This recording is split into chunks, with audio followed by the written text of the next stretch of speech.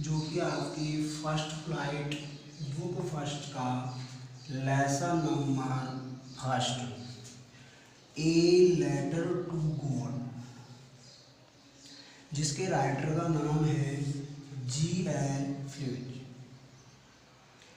यह एक ऐसी कहानी है जो कि इसमें आयरनिकली भी चलती है और प्रोज ह्यूमैनिटी भी चलती है। आयरनिकली मीन्स जिसमें व्यंग्यात्मक होता है, और ह्यूमैनिटी मीन्स जिसमें मानवता के बारे में या उसकी मानवता की दया भाव के बारे में क्या किया जाता है, बताया जाता है। तो इस कहानी के बारे में अपन क्या करते हैं, चर्चा करते हैं। यह एक गरीब किसान की कहानी है। उस किसान का नाम क्या है, लैंचो। क्या नाम है, लैंचो। लैंचो जो कि एक बहुत ही गरीब किसान था। वह एक ऊंची पहाड़ी की तलहटी के नीचे उसका एक छोटा सा क्या था, घर था। वह उस घर में रहता था अपनी पत्नी और अपने बच्चों के साथ। जहाँ से उस पहाड़ी की ऊपरी चोटी से आसानी के साथ नदियों के झरने और अपनी खेतों में लहराती हुई फसल को आसानी से क्या किया जा सकता था, देखा जा सकता था। तो लैंचो क्या करता है, अपने खेतों को उस पहाड़ी के ऊपर से देख रहा था। अचानक से पूर्व पश्चिम दिशा की ओर से बड़े बड़े विशाल बादल आते हुए क्या होते हैं, नजर आते हैं। Lencho to see that predicate, Lencho क्या करता है, भविष्यवाणी के बारे में कहता है। लैंचो अनुमान लगाता है कि शायद आज बहुत तेज बारिश होने वाली है, तो इसलिए उसे बहुत ज़्यादा क्या होती है, खुशी होती है। वह अपनी पत्नी को आवाज़ लगाता है और कहता है कि पूर्व पश्चिम दिशा की ओर से विशाल बादल आते हुए नजर आ रहे हैं, हो सकता है आज बहुत तेज बारिश हो। इतनी ही देर में कुछ बच्चे, यानी कुछ उनके जो बड़े युवा बच्चे थे, यंगस्टर थे, वो तो घर के काम में लगे हुए थे, और कुछ जो छोटे बच्चे थे वो घर के बाहर खेल रहे थे। अचानक से जैसे ही लैंचो ने भविष्यवाणी करते हुए लैंचो अंदर की ओर गया, बहुत तेज बारिश का होना क्या हो जाता है, प्रारंभ हो जाता है। पहले तो बहुत तेज हवा चलती है, विंड ब्लो स्ट्रॉन्ग, यानी हवा का तेज प्रवाह। उसके बाद क्या होता है, जैसे ही हवा तेज चलती है तो बारिश तेज होने लगती है। बारिश की मोटी मोटी बूंदें, जो कि लैंचो उनको एक क्या बताता है कि जो मोटी बूंदें थी वो तो किसके समान, 10 सेंट के समान, किसके समान, 10 सेंट के समान दिखाई गई थी, और जो छोटी छोटी बूंदें थी वो 5 सेंट के समान दिखाई गई। ठीक, सेंट एक मुद्रा का नाम होता है, यानी ये तो एक तरीके से 10 पैसे के समान दिखाई गई थी और ये 5 पैसे के समान दिखाई गई थी, जो भी किसके, गोल्ड के दिखाए गए थे। ये दोनों के दोनों गोल्ड कॉइन्स के रूप में दिखाए गए थे। उसके बाद लैंचो क्या करता है कि ये गिरना प्रारंभ हो जाती है। तो बच्चों में आप जानते हो कि जब बारिश होती है तो उसके साथ साथ ही तेज हवा के साथ साथ ही ओलावृष्टि क्या होना हो जाती है, प्रारंभ हो जाती है। ओलावृष्टि, मोटे मोटे ओले थे, तो जो छोटे छोटे बच्चे खेल रहे थे उनको एक मोतियों के रूप में, पैल्स होते हैं उनके रूप में वो उठा उठा करके उनको कलेक्ट कर रहे थे। लैंचो ये चीज़ देख करके बहुत दुखी हो जाता है, क्योंकि उस समय तो उसको खुशी थी कि बरसात होने वाली है, बरसात आएगी, लेकिन ऐसा नहीं हुआ। और बरसात में बरसात के साथ साथ में ही क्या हो गई, ओलावृष्टि भी हो गई। ओलावृष्टि पूरी फसल को नष्ट करने का एक प्रतीक माना जाता था। उस दौरान लैंचो काफ़ी दुखी हो जाता है। तो लैंचो जैसे ही ओलावृष्टि फिनिश होने के बाद अपने खेतों के मध्य खड़ा होकर के देखता है, उस समय विचार करता है कि शायद इतने तो टिड्डे भी इस फसल को नष्ट कर देते या खा जाते तो इतना नुकसान नहीं होता। शायद थोड़ी बहुत फसल शेष रह जाती, लेकिन इन ओलों ने तो कुछ भी नहीं छोड़ा है। तो मन में विचार करता है, काफ़ी दुखी हो जाता है। वह घर आता है और विचार करने लगता है।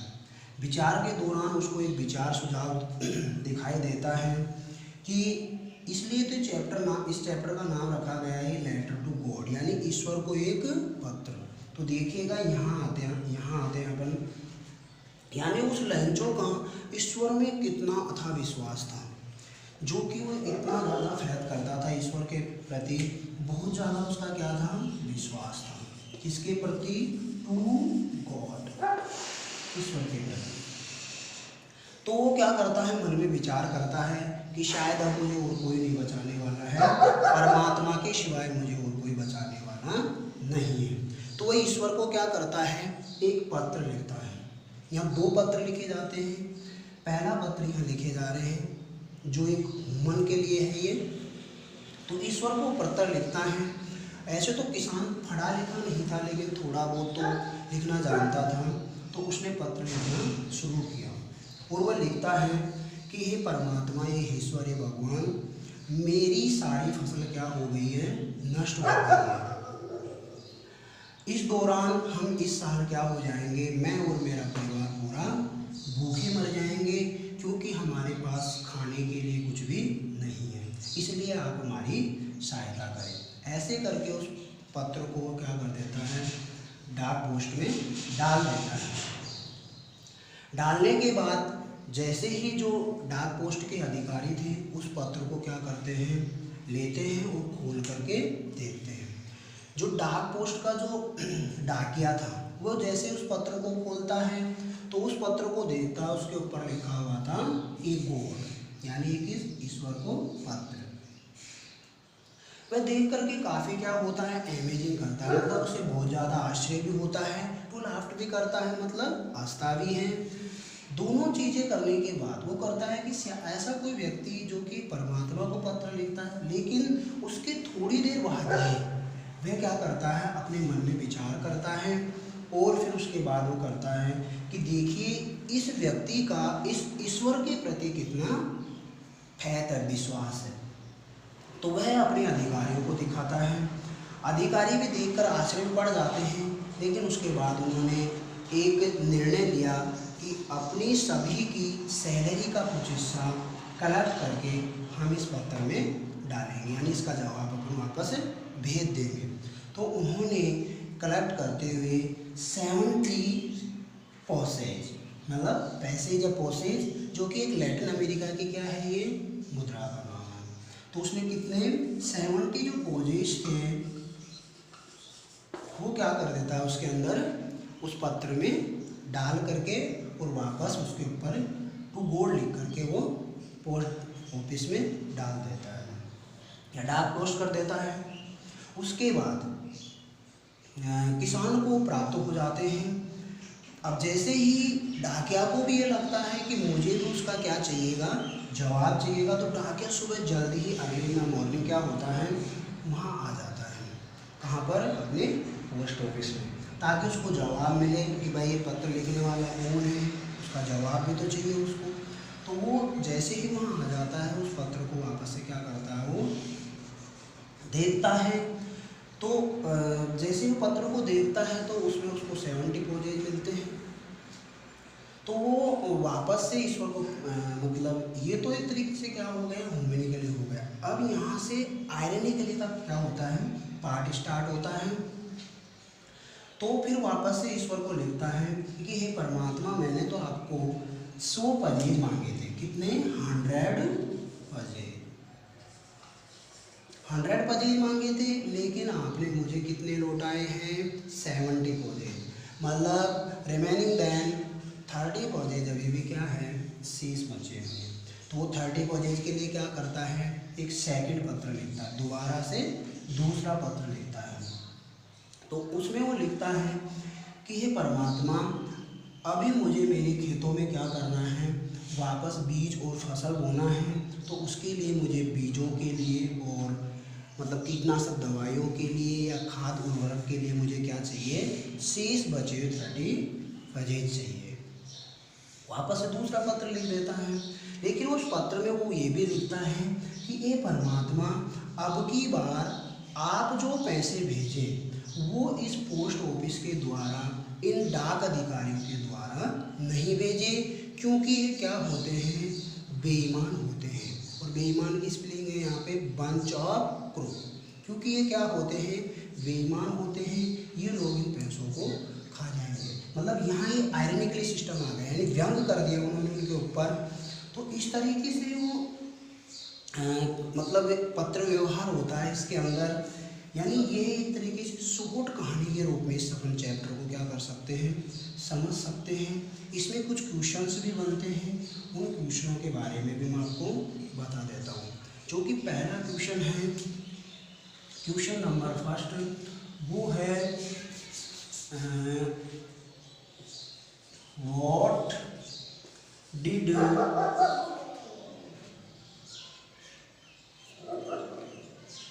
Do to Lencho, LENCHO, Lencho, यानी लेंचो ने क्या किया या लेंचो क्या करता है। ठीक, पहला क्वेश्चन। इसके बाद जो ये तो क्वेश्चन नंबर फर्स्ट हो गया। इसके बाद जो क्वेश्चन नंबर सेकंड है वो है who was a Lencho, Lencho कौन था,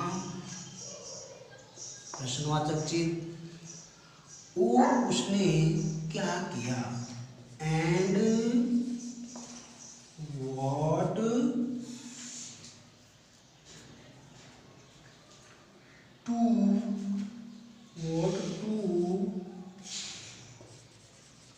दिस वर्क, उसने कौन सा कार्य किया।